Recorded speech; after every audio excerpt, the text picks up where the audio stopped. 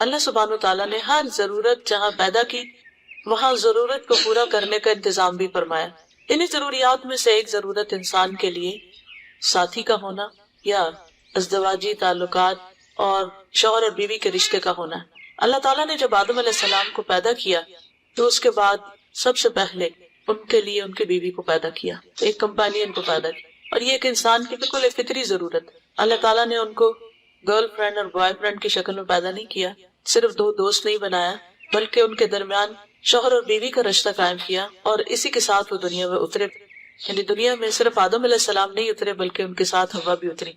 और उस दिन से अल्लाह ताला ने दुनिया में फिर बहुत से लड़के और लड़कियां पैदा किए और फिर उनके दरमियान किस किस्म का ताल्लुक होना चाहिए, हर शरीयत में इसके मुतल्लिक वाज़ेह हिदायत दी गई। दोनों को एक दूसरे के लिए मोहब्बत और रहमत के रिश्ते में बांधा गया और मोहब्बत और रहमत का जरिया बनाया गया। जैसा कि सूरत रूम में आता है कि अल्लाह ताला की निशानियों में से मिन आयातिही अन खलक़ लकुम मिन अनफुसिकुम अज़वाजन लितस्कुनू इलैहा, कि उसकी निशानियों में से है कि उसने तुम्हारे लिए जोड़े पैदा किए ताकि तुम उनसे सुकून पाओ। तो शादी जो है ये बेसिकली अल्लाह सुब्हानहू तआला ने इंसान के लिए बाइसे सुकून बनाई। यानी शादी का असल मकसद क्या है कि हस्बैंड वाइफ एक दूसरे के लिए बाइसे सुकून हो और वजअल बैनकुम मवद्दतन व रहमा, और उसने तुम्हारे दरमियान मोहब्बत और रहमत पैदा करे। इसी मोहब्बत और रहमत की वजह से इंसान जवानी के अलावा बुढ़ापे में भी एक दूसरे का बेहतरीन मददगार होता है। और ये दरअसल मतलूब है कि इस ताल्लुक के अंदर एक दूसरे के लिए सुकून भी हो, मोहब्बत भी हो, रहमत भी हो, एक दूसरे की केयर भी हो, एक दूसरे की जरूरियात का एहसास भी हो और उनको पूरा करने के लिए इंसान कुर्बानी करने वाला भी हो। इसीलिए हम देखते हैं कि हमारे दीन में शौहर और बीवी दोनों के कुछ हुकूक हैं और कुछ फराइज हैं। एक का फर्ज दूसरे का हक होता है और दूसरे का फर्ज पहले का हक होता है। और जब तक दोनों एक दूसरे के हुकूक ना दें और अपने फराइज पूरे ना करें, उस वक्त तक ये मोहब्बत और रहमत और सुकून और ये तमाम चीजें फिर नापैद होने लगती, जिसकी वजह से बहुत से लोग शादी की असल रूह को नहीं समझते और वो समझते कि सिर्फ हमें सुकून चाहिए, सिर्फ हमें मोहब्बत चाहिए, हमें दूसरे की रहमत या मर्सी चाहिए। जबकि अल्लाह ताला ने जाल बैनकुम, तुम्हारे दरमियान इसको रखा, नहीं दो तरफा ताल्लुक है ये। और जब एक के अंदर इसमें से कोई कमी आती है तो दूसरे की तरफ से भी बाज़-औक़ात कमी आने लगती है और बाज़-औक़ात वो कमी आते आते बिल्कुल सैचुरेशन पॉइंट पर रिश्ते पहुंच जाते हैं और ताल्लुक खत्म हो जाते हैं। तो इसलिए बहुत जरूरी है कि हम शादी से पहले जहाँ और बहुत तरह की तैयारियां करते हैं वहाँ इन हुकूक और फराइज की भी याद दहानी कर लें। असल में ये लेक्चर जो मैं देने वाली हूँ ये सुनना तो लड़के और लड़की को चाहिए, लेकिन वो दोनों इस वक्त मौजूद नहीं है, मगर उनकी वजह से एक सबब पैदा हो गया कि जो ऑलरेडी शादी के रिश्ते में परोए हुए हैं या शादी के रिश्ते में परोए जाने वाले हैं वो याद दहानी कर लें कि क्या वो अपने फराइज पूरे कर रहे हैं, क्योंकि हर एक को रिमाइंडर चाहिए होता है। सबसे पहले औरतों की जिम्मेदारियों के ऊपर बात करूंगी, फिर औरतों के हुकूक पे बात करूंगी। पहली बात ये है कि अल्लाह ताला ने ये जो हुकूक और फराइज रखे हैं इनके बारे में सवाल भी होगा, इनका हिसाब भी होगा और इनके बारे में जब पूछ होगी तो इंसान की तरफ से अगर कोई कमी बेशी हुई, कोई कोताही हुई, तो जब तक दूसरा फरीक माफ नहीं करेगा उसको, उस वक्त तक वो माफ नहीं होंगे।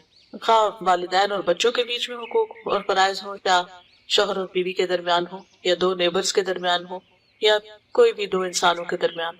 तो इसलिए ये सिर्फ जो कुछ इस वक्त बताने जा रही हूँ मैं इसको इन्फॉर्मेशन या नॉलेज नहीं, ये चीजें हमारे ऊपर एक जिम्मेदारी की हैसियत रखती हैं और हम सबको इसकी रोशनी में अपने आप को परखना चाहिए, देखना चाहिए कि हम कहाँ पर खड़े। क्योंकि दुनिया में हम हो सकता है कि किसी भी अपने जोर की वजह से दूसरे का हक मार जाए या हक ना दें। दोनों में से जो फरीक कमजोर होता है वो आमतौर पर बाजों का ज्यादती भी कर जाता है। तो ऐसी सूरत में इन तमाम चीजों से बचने के लिए जरूरी है कि इंसान इन फराइज को अपने रब की खातिर अदा करने वाला हो ताकि वहां पर सुरखरू। बाज़-औक़ात इंसान को उसका हक नहीं मिलता, लेकिन इसको कंडीशन ना बना ले कि चूंकि मेरा हक नहीं मिल रहा इसलिए मैं दूसरे का हक नहीं दूंगा। अपना हक लेने की कोशिश करनी चाहिए, लेकिन इस तरीके पर नहीं कि इंसान दूसरे का हक ना दे और दूसरे पर जुल्म ढाने लगे। तो आइए हम देखते हैं कि हमारे ऊपर क्या फराइज आयद होते हैं और इन फराइज को अदा करने या इन हुकूक को अदा करने में हमारे लिए अल्लाह सुब्हानहू तआला के यहाँ क्या क्या फायदे हैं और दुनिया में भी हमें इससे क्या हासिल होता है।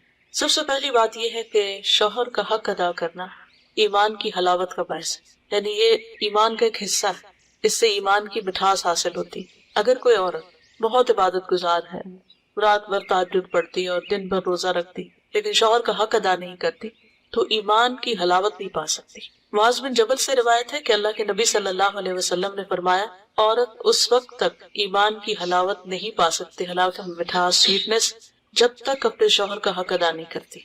इसलिए इसको मामूली चीज नहीं समझना चाहिए कि हमारी मर्जी है तो हम हक अदा करेंगे, नहीं है तो नहीं। अगर हक अदा न किया तो ये दरअसल ईमान में कमी की अलामत है, ये इससे ईमान में कमी आने का अंदेशा है। अब्दुल्ला इब्न अमर इब्न आस कहते हैं कि रसूलुल्लाह सल्लल्लाहु अलैहि वसल्लम ने फरमाया, ए अब्दुल्ला, मुझे बताया गया है कि तुम दिन को मुसलसल रोजे रखते हो और रात को मुसलसल क़याम करते हो। मैंने अर्ज़ किया, हाँ ए अल्लाह के रसूल, मैं ऐसा ही करता हूँ।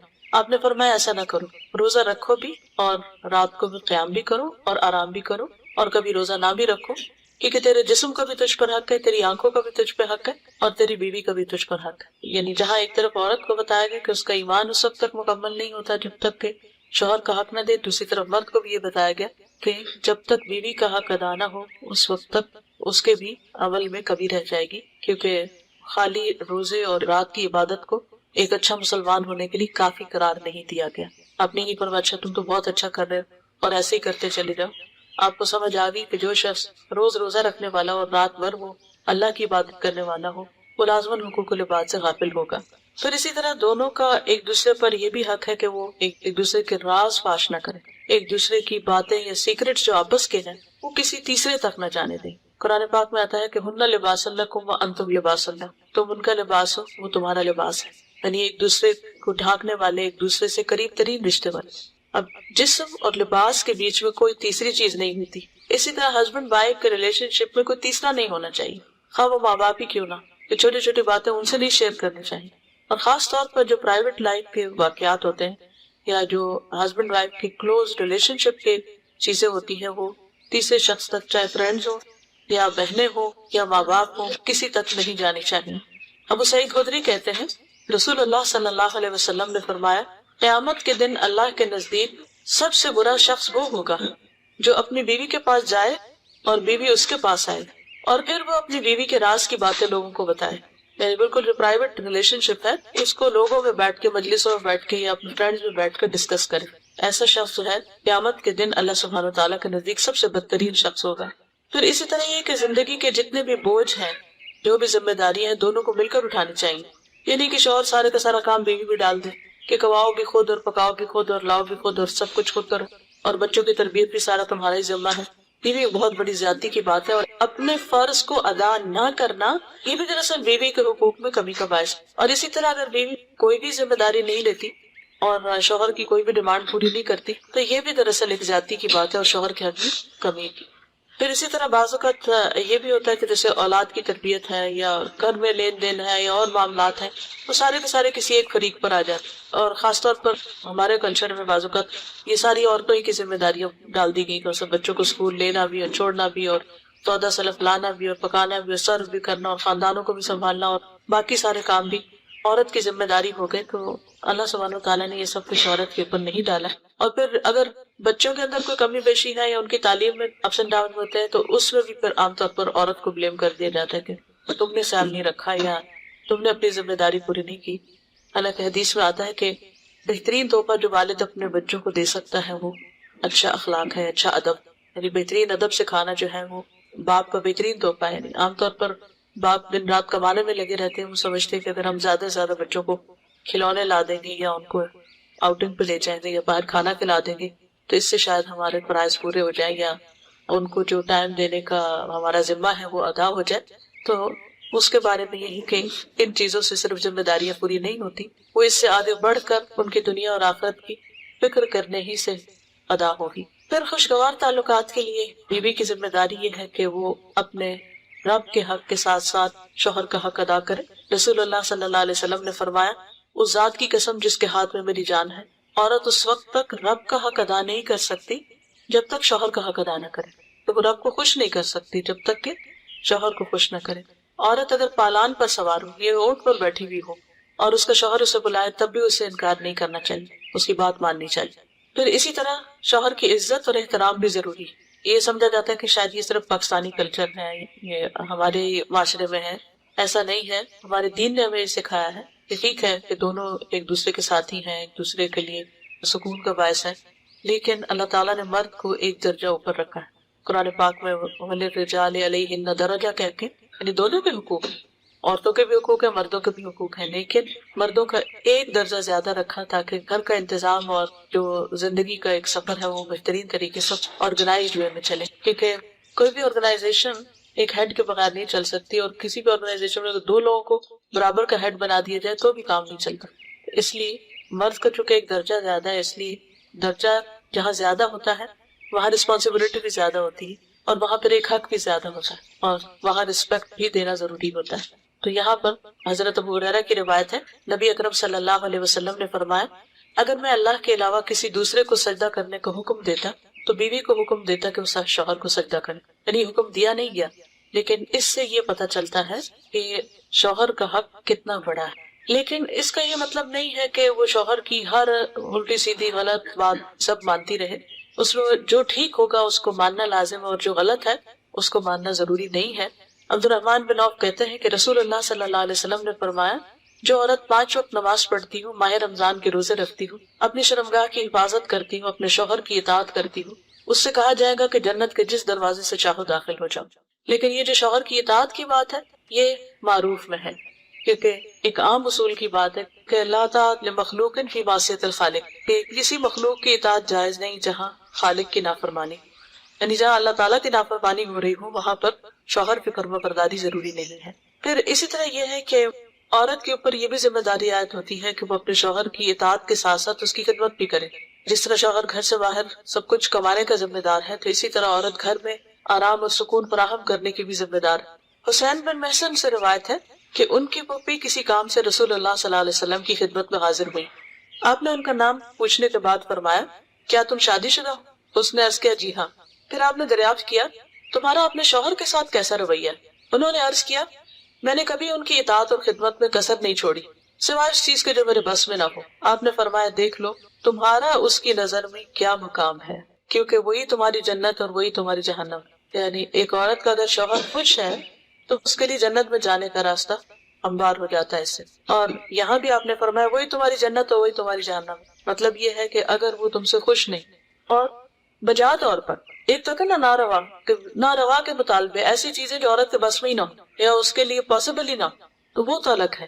لیکن جہاں جان بوجھ کر وہ حق پہ کبھی کرتی یا اس کو کچھ سمجھتی نہیں یا اس کے مقابلے میں دوسروں کو زیادہ اہمیت دیتی، تو یہ بات درست نہیں۔ تو آپ نے فرمایا وہی تمہاری جنت اور وہی تمہاری جہنم۔ پھر اسی طرح عورت کے اوپر یہ بھی لازم ہے کہ وہ اس طریقے پر رہے کہ شوہر دیکھے تو خوش ہو جائے، یعنی بیوی کا حال مولیا، اس کا اٹھنا بیٹھنا، بات کرنے کا انداز، معاملہ کرنے کا انداز، یہ شوہر کے لیے ایک اٹریکشن کا باعث ہو، یہ بھی اس کے لیے اجر کی بات ہے۔ عبداللہ بن سلام کہتے ہیں، رسول اللہ صلی اللہ علیہ وسلم نے فرمایا، بہترین بیوی وہ ہے جس کی طرف تم دیکھو تو وہ تمہیں خوش کر دے، جب تم کسی بات کا حکم دو تو وہ بات پوری کر دے، اور تمہاری عدم موجودگی میں تمہارے مال اور اپنی ذات کی حفاظت کرے، یعنی اپنی شرم و حیا کی بھی حفاظت کرے، اور گھر اور جو بھی اس کے کسٹڈی میں شوہر کا مال یا راز یا کوئی بھی چیز ہے ان سب کی بھی حفاظت کرنے والی۔ پھر اسی طرح یہ ہے کہ بولنے میں اچھی ہو۔ رسول اللہ صلی اللہ علیہ وسلم نے فرمایا، کنواری عورتوں سے نکاح کرو کہ وہ شیریں گفتار ہوتی، یعنی کہ ان کے بولنے میں مٹھاس ہوتی، اور تھوڑی چیز پر جلد خوش ہو جاتی، یعنی شکر گزار ہوتے، کیونکہ زیادہ دنیا نہیں دیکھی ہوتی اور مطالبے بھی کم ہوتے۔ اس لیے خصوصی طور پر بیوی کی حیثیت سے جو خوبی بیان کی گئی وہ یہ کہ شوہر کے ساتھ بات کرنے میں بھی اچھی ہو اور بہت زیادہ مطالبے کرنے والی نہ۔ پھر شوہر کے مال اور اپنے نفس کی حفاظت کرے۔ فالصالحات قانتات حافظات للغیب بما حفظ اللہ، نیک عورتیں وہ ہیں جو شوہروں کی فرما بردار ہیں اور ان کی غیر موجودگی میں اللہ کی حفاظت اور نگرانی میں ان کے حقوق کی حفاظت کرنے والی ہوں، یعنی صرف سامنے نہیں بلکہ ان کے پیچھے بھی ان کے حقوق کی حفاظت کرتی، یعنی شوہر کو چیٹ کرنے والی نہ ہو، دھوکہ دینے والی نہ ہو، یہ نہ ہو کہ شادی کہیں ہو اور غیر مردوں کے ساتھ تعلقات ہوں ویسے جیسے شوہر کے ساتھ ہوتے ہیں، یا کسی بھی قسم کی نگاہوں کی خیانت یا دل کی خیانت۔ تو ان چیزوں سے بھی بچنا چاہیے، چاہے کوئی انسان نہ بھی جانتا ہو، لیکن اللہ سبحانہ تعالیٰ کی نظر سے کوئی بھی نہیں چھپ سکتا۔ پھر اسی طرح یہ ہے کہ شوہر کو راضی کرنا ضروری ہے۔ رسول اللہ صلی اللہ علیہ وسلم نے اس بارے میں خاص طور پر عورت کو وارن کیا ہے، فرمایا کہ اس ذات کی قسم جس کے ہاتھ میں میری جان ہے، جب کوئی شخص اپنی بیوی کو بستر پر بلائے اور بیوی انکار کر دے تو وہ ذات جو آسمانوں میں ہے وہ ناراض رہتی حتیٰ کہ اس کا شوہر اس سے راضی ہو جائے. تو اس لیے شوہر کے خاص حق کے بارے میں یہاں پر بات کی گئی ہے، اور اس سے انکار کرنا نہ صرف یہ کہ شوہر کی ناراضگی، تعلقات کی خرابی، بلکہ اللہ سبحانہ وتعالیٰ کی ناراضگی کا سبب بھی بنتا ہے. اور یہی ایک بہت بنیادی وجہ بنتی ہے بعض اوقات شوہر کو جب گھر میں سکون نہیں ملتا تو پھر وہ باہر تلاش کرنے لگتا ہے. پھر اسی طرح ابو ہریرہ کہتے ہیں کہ عرض کیا گیا، یعنی رسول اللہ صلی اللہ علیہ وسلم سے پوچھا گیا کہ یہ بتائیے کہ بہترین عورت کون سی ہے. آپ نے فرمایا جب اس کا شوہر اس کی طرف دیکھے تو اس کو خوش کر دے، جب کسی بات کا حکم دے تو اس کی بات مان لے، اور بات ماننے میں پھر وہی اصول رہے گا کہ کوئی غلط کام کرنے کا حکم نہ ہو. نیز عورت کی جان اور مال کے معاملے میں شوہر جس چیز کو ناپسند کرتا ہو اس میں اس کی مخالفت نہ کرے. یعنی اگر شوہر کو کسی خاص قسم کا لباس پسند ہے تو ایز لانگ ایز وہ شریعت کی حد کے اندر ہے تو عورت کو وہ پہننا چاہیے. اگر کہیں جانے کی بات ہے یا گھر کو کسی خاص انداز میں رکھنے یا کوئی شادی شدہ زندگی میں بہت سارے معاملات باہم ایک دوسرے کے ساتھ مل کے کیے جا رہے ہوتے ہیں، تو ایسی تمام چیزوں میں شوہر کے ساتھ تعاون اور اس کی مدد اور اس کو خوش کرنا جو ہے وہ لازم ہے. پھر اسی طرح ایک اور روایت میں آتا ہے کہ دو قسم کے لوگ ایسے ہیں کہ ان کی نمازیں ان کے سروں سے اوپر نہیں اٹھتی. وہ غلام جو اپنے مالکوں سے بھاگ جائے یہاں تک کہ واپس آ جائے، اور وہ عورت جس نے اپنے شوہر کی نافرمانی کی ہو یہاں تک کہ رجوع کر لے. یعنی اگر کسی جائز بات پہ خواہ مخواہ میں ضد لگائی ہوئی ہے اور نہیں بات مان رہی، اس وقت تک اگر وہ شادی کے رشتے میں ہے تو پھر نمازیں بھی اور عبادت بھی رزق پر. یعنی اللہ تعالیٰ اپنا حق بھی اس وقت تک قبول نہیں کرتے جب تک وہ بندوں کا حق ادا نہ کرے.